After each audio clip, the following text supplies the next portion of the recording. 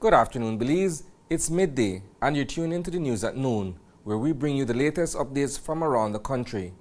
I'm Isani Cayetano, and here's what's making headlines today. Parliament opens in Belmopan as teachers and public officers take to the streets.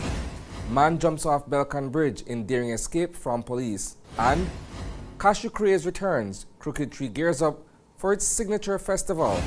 These stories are coming up in just 1 minute. In the face of tragedy, you depend on accurate and timely information. In times of triumph, you seek to be inspired. You demand transparency and accountability. Your desire is to know and to understand, to be heard and seen. I take pride in telling stories that safeguard communities. Your dedication and success live on through these reports. Getting to the truth is my duty. My unwavering commitment is to tell the stories that matter the most to you. I am News 5.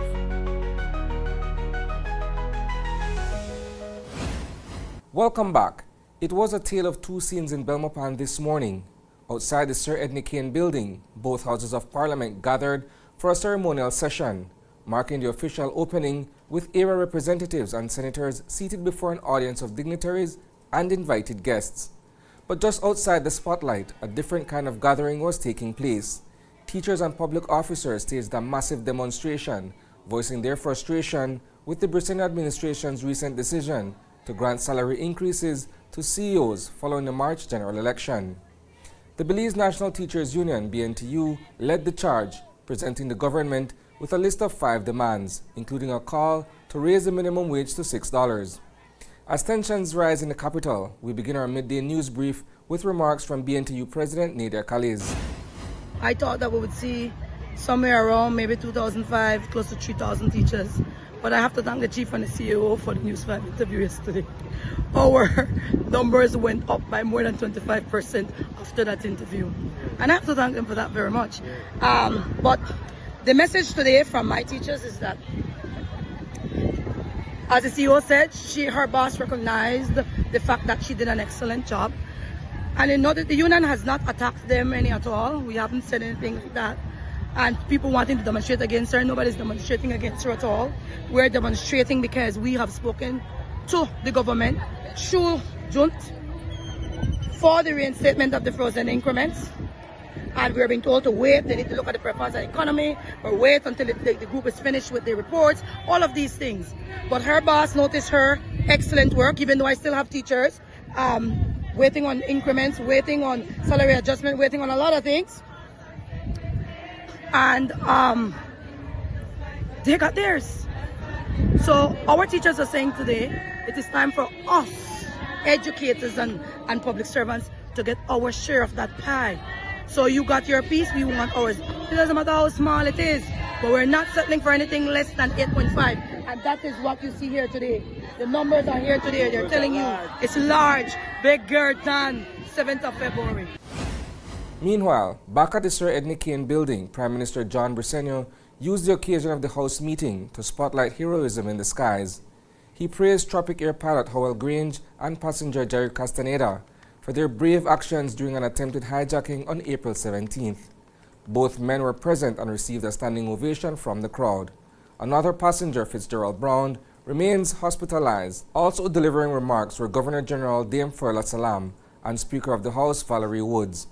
The Prime Minister touched on several key issues, including the recently declared state of emergency. Morning commuters were stunned today when a man made a dramatic leap off the Belcan Bridge in a bold attempt to escape police. The incident unfolded around 7:30 a.m., turning the usually busy bridge into a scene of chaos. Eyewitnesses say the man, who appeared to be fleeing from officers, suddenly veered off course and jumped into the water below. A video circulating online shows a boat passing by just moments later, stopping to allow police officers to hop on and continue the chase from the water. But by the time they got close, the man had already vanished into nearby bushes, slipping away once again. Why he was being pursued remains a mystery, but the stunt has left many Belizeans talking and shaking their heads at the lengths some will go to avoid capture. The sweet scent of cashew is about to fill the air once again as Crooked Tree Village prepares to host its beloved Cashew Festival and Agricultural Show this Saturday. Belizeans from all corners of the country are expected to flock to the village for a day of food, fun, and flavorful tradition. From roasted nuts to cashew wine and jams, the festival is a celebration of the versatile fruit and the hard-working farmers who bring it to life. Despite recent challenges brought on by climate change, the spirit of the festival remains strong. Earlier this week, Chairman George Stillett and longtime resident Verna Samuels were busy with final preparations. Their excitement is contagious as they look forward to welcoming visitors to one of Belize's most anticipated cultural events. It is the time of year, for some people they call it Crooked Tree Christmas in the month of April and May, because that is when a lot of cash is being generated through this famous cashew products. And so it's a tradition that goes on from year to year, only getting better and better. What's the preparation going on inside for Saturday? Oh man, lots of stuff going on in there because we are trying to make as many things as possible out of cashew, because it's going to be a cashew festival, and that's what we mean. It is a cashew festival. So you're sticking to the traditional jams, juices, jellies, desserts, pastries, bread and bun, even butter. Yes, we're doing that, and we're adding a few more items, such as we want to pickle the cashew for the first time, and we have preserved some in the past, and we want to do some more of that. So, whether you're a cashew connoisseur or just looking for a good time, Crooked Tree is the place to be this weekend. That's a wrap for the news at noon. But don't worry, there's plenty more coming your way at 6 p.m. We'll dive deeper into these stories and more. In the meantime, visit channel5belize.com and follow us on Facebook for real-time updates. And don't miss Open Your Eyes on Monday morning for fresh takes on today's headlines. Thanks for tuning in, Belize. Stay informed, stay inspired, and have a fantastic afternoon.